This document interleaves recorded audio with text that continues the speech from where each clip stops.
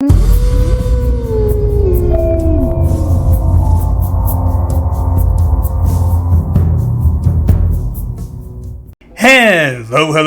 and what is going on, everybody? It is Master of the TDS, and I am joined by my lovely wife, WritingRaven. And we are back with another episode of Psycho-Synopsis. Indeed. The segment where we summarize all the Psycho for you. Just a scattering of topics throughout the week, all summarized into a neat little package for you to enjoy and consume at your leisure. You're welcome. For those of you who celebrate, and for those of you who not, happy first night of Hanukkah. Happy Hanukkah! We are getting this video out a bit later than usual because of some other stuff going on around us, which made it impossible for us to record until now. Mostly other people's Hanukkah celebrations, which were extremely loud. Yeah, but we're finally getting to it. We have a couple topics to discuss today. Before we do, we are shooting for 2K subscribers by the end of this year. There's not a lot of time left, but we are not that far away. So if you have not already subscribed, please consider doing so. And tell your friends to subscribe as well. They will not regret it. Or maybe they will, but they'll have subscribed anyways. Yes, they will have. Anyways. Let us bring in our first client, the Rings of Power. No, I don't think I will. Amazon Studios and Prime Video announced an all-female directing team for the upcoming second season of The Lord of the Rings, The Rings of Power. Meh, could be worse. Now, nobody says that having a female directing team is a problem. The problem is that they never hire anyone of real talent. That, and also, this show is already doing quite badly. It did not get any awards. The watch time was not very good. Amazon did not release any information around this, which they had done so for the first couple episodes, seeing how many people had watched it. And they're now just announcing this, that's like, attention! We are going to make everybody in charge of this female. Why need to announce it? There's nothing that is going to help. Exactly. What we want is people who are going to actually go and abide by the lore. At this point, the show is basically dead because they've already made it very clear they're not going to abide by the lore, and what's already been placed out in front of us and been shown has not kept the viewers, not made the money, and is a gigantic flop, despite what everybody on Twitter or Amazon itself would like you to believe. Yeah, although I'm going to take it one further and say that this is an insult to the dead. But announcing a female writers team is just about virtue signaling, and that's not what you need. What you need is to get eyeballs on your project, and your project's not coming out for quite some time, and nobody liked your first part. So this show's pretty much dead in the water, and not even Tolkien will touch it. No, he will not. Rest in peace, good professor.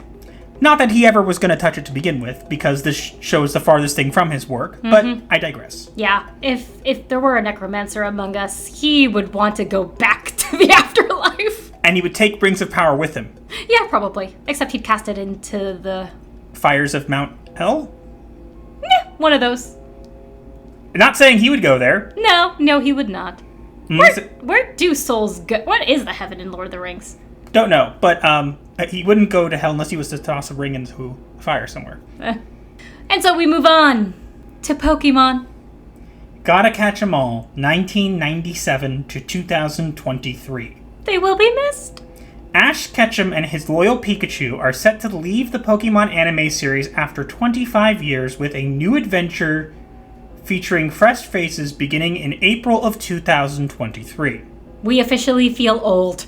Now, the reason we're reporting on this is not necessarily because we're gigantic Pokemon fans, but like everybody else, there was a Pokemania for some time, and we both grew up with this in our childhood, and of course, Ash and Pikachu were a big part of that. Yeah, we both had the games, we both had the cards, we both watched episodes of the show.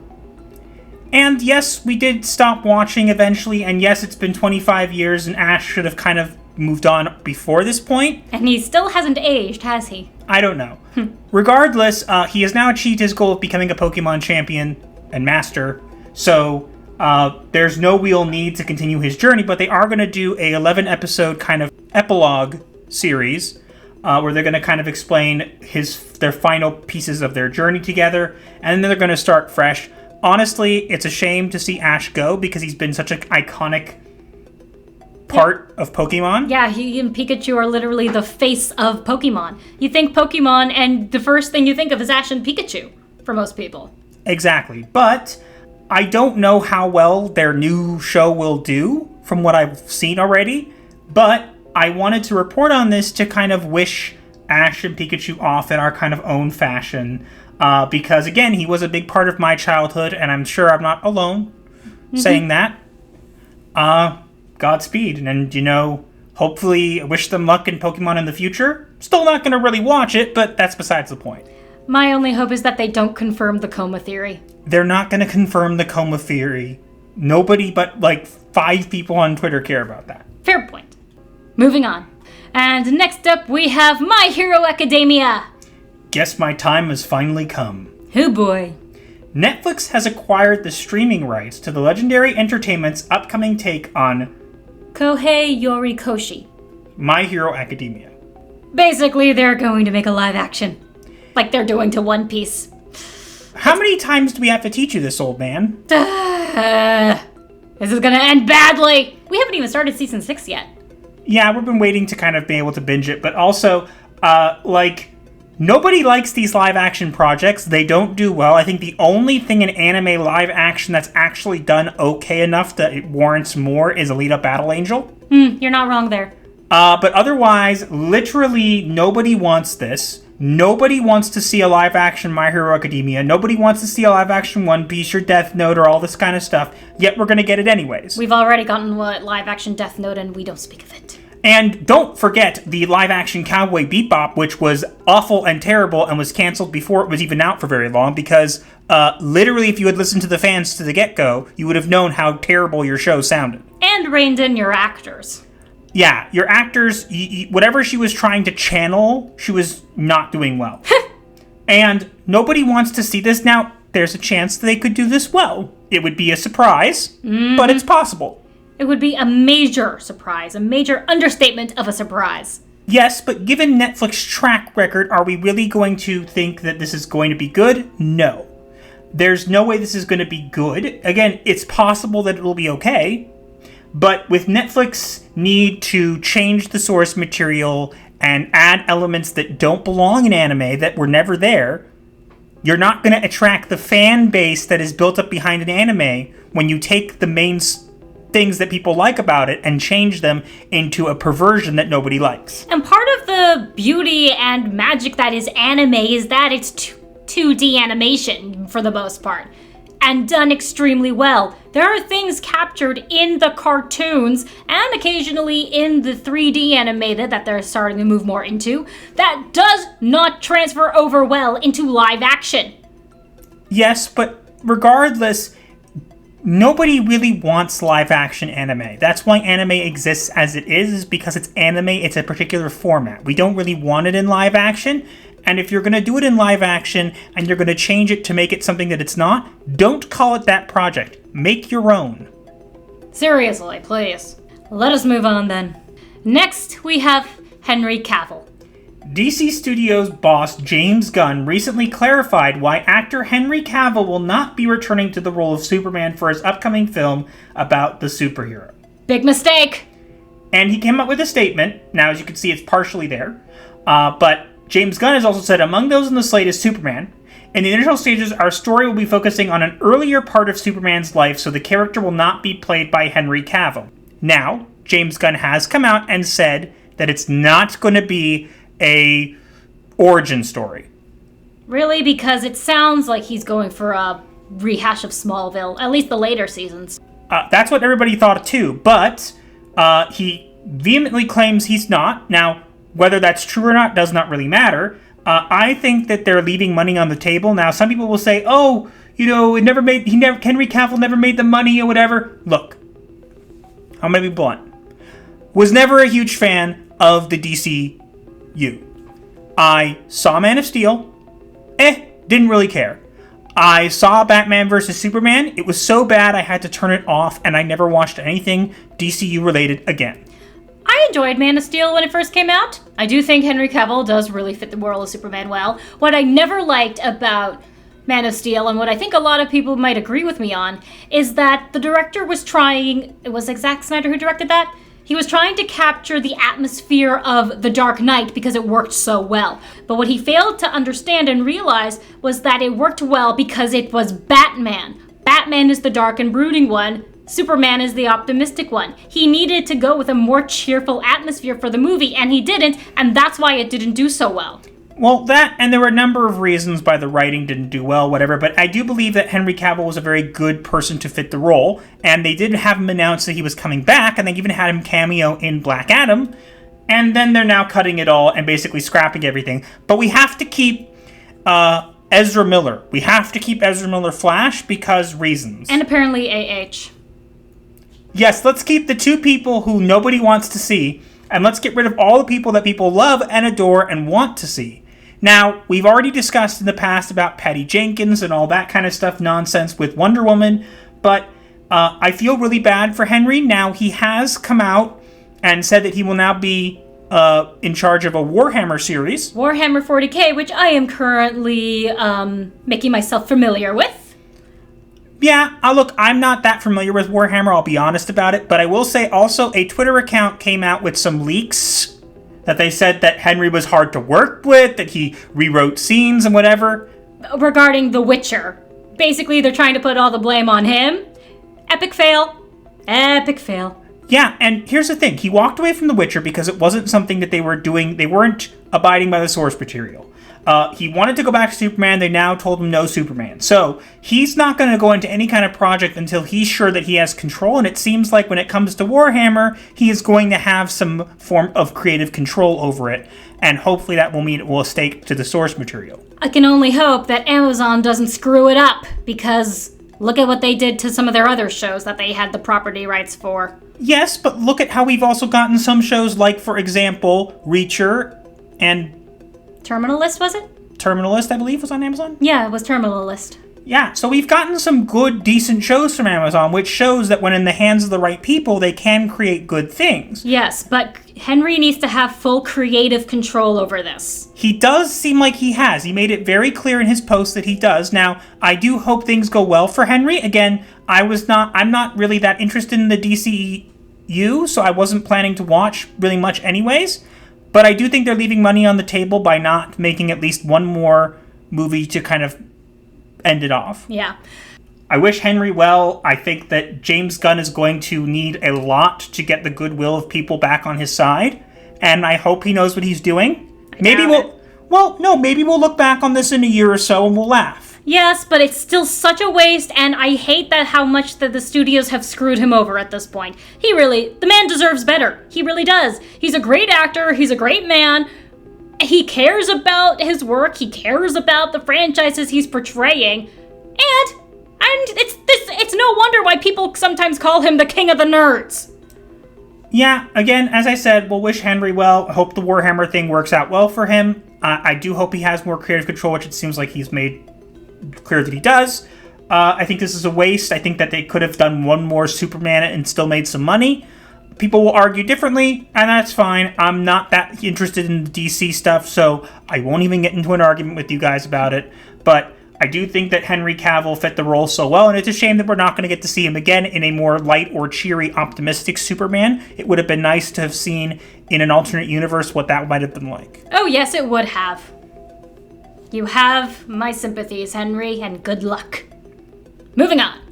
And next up we have Spider-Woman. How it started, how it's going. Sorry. The first trailer for Spider-Man Across the Spider-Verse has confirmed that the version of Spider-Woman set to appear in the animated sequel will in fact be a race-swap version of Jessica Drew. Ugh, and a pregnant version of Jessica Drew. I've read the pregnant Spider-Woman comic. It was not that great.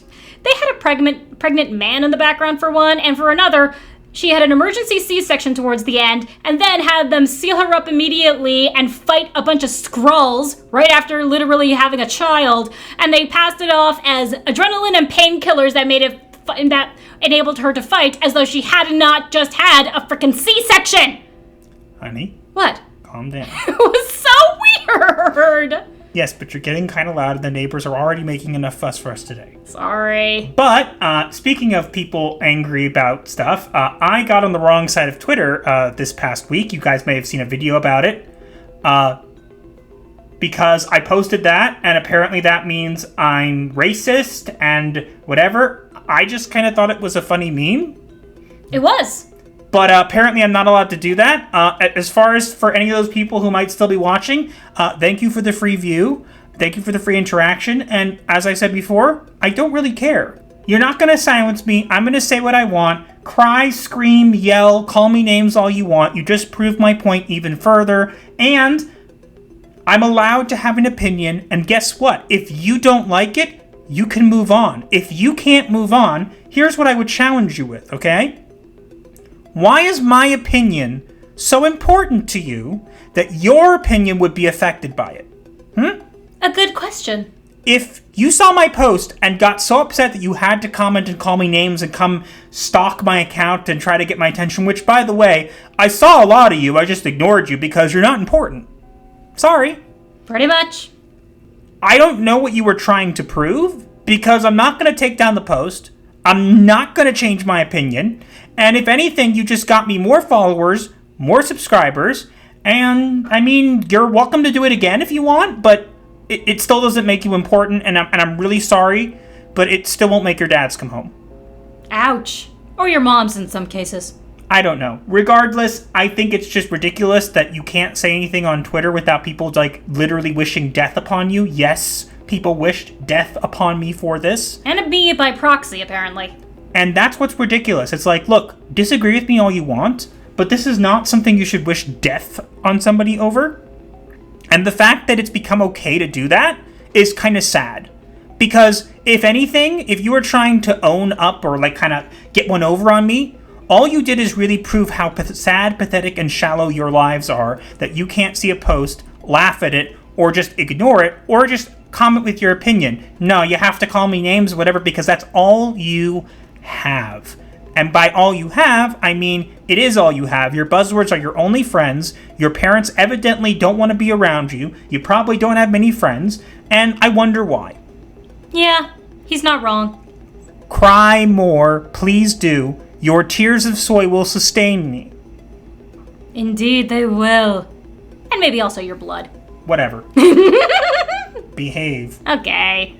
Moving on. And next we have Witch Mountain. As you can see, I'm not going to read what I wrote. The Walt Disney Company announced that they greenlit a pilot for an upcoming Witch Mountain Disney Plus series with Bryce Dallas Howard in the leading role. Joy! No one wants this. Now, I am a big fan of the original 2 Escaped Witch Mountains. Yes, there are 2. Actually, there are 3, but I don't count the third one.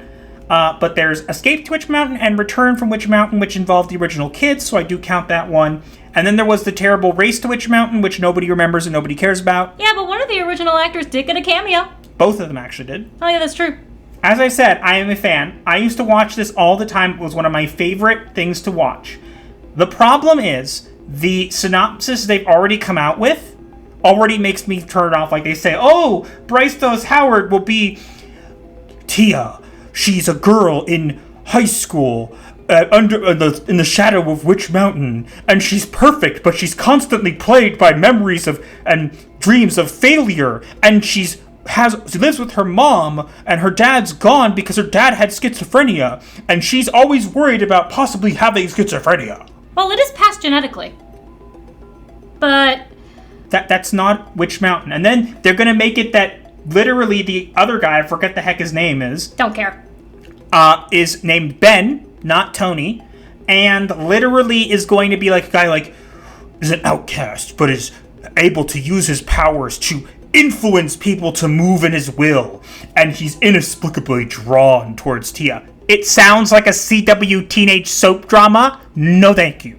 Yeah. Not to mention that they have the words modern audience in there, which is always a red flag.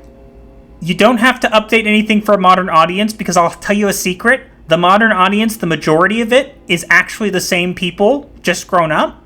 The modern audience you're searching for doesn't watch this. They don't care. They watch cartoons, and they get so invested into these cartoons because they become their lives, because they have none of their own, and they identify with them so strongly that any opinion becomes a personal attack. But as this is a beloved cult classic film, and I like the second one as well, I do not want to see this. I am not going to review this. And honestly, Disney, I'm not surprised that you're digging this hole, but you're not going to actually get people invested. It'll probably trend on Twitter, and Disney will say how it's the top thing on Disney Plus, and it will never, ever, ever be remembered in a year or two, because guess what? Nobody likes this garbage for modern audiences. We don't like it, we don't want it, and even the modern audience doesn't want it, because they won't go and support it.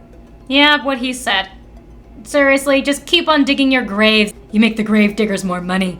You literally made Race to Witch Mountain, and I remember when that was announced, I had always wanted there to be another Witch Mountain, and when they announced that, I was actually at first excited. I did watch it, and I enjoyed it for the most part. It was not a terrible film, but it wasn't a Witch Mountain film. No, not necessarily. It definitely, and I did see part of the original. Stories were incredibly different. It's a great movie. If you have not watched Escape to Witch Mountain or Return from Witch Mountain, both of those are great classic movies. They're great. I actually put them in a tier below Back to the Future. They're quite good. And Back to the Future is his favorite film franchise of all time, so that's pretty high praise. And you know me, I'm not the kind of person to suddenly suggest something unless I feel like it's something really good, and I feel like this is something really good, so if you really want something that will entertain you and excite you and get you invested, trust me, give these a watch. You will not regret it. Seriously, go. And don't watch this garbage when it comes out, because it's going to be garbage, let's be honest. It's Disney. It always will be. Moving on. And lastly, we have Indiana Jones 5. Please just let my franchise die already. If only she would.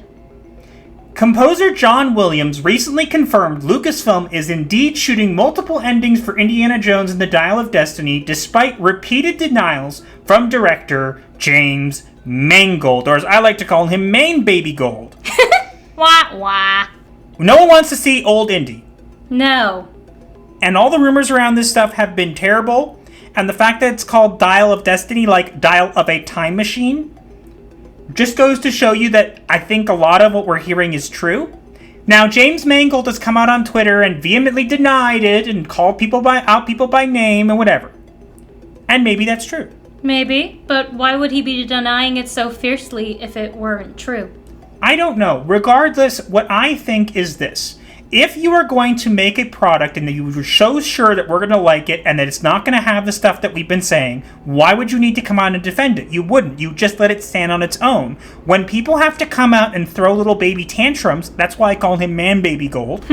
When he has to come out and have tantrums and call people names, what I take away from that is he's not as confident in his product as he thinks he is, and that's a big problem. To be fair, it may not turn out to be, the rumors may not be true, but whatever product he does have, he's evidently not as comfortable or confident in, or he wouldn't need to do any of this.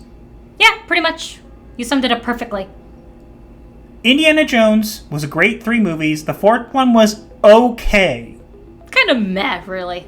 It was not necessary. I personally didn't like it. I know some people who do like it, and if you're one of those, you're more than welcome to like it. It did have some decent moments. Yes, so did young Indiana Jones, which was about his childhood.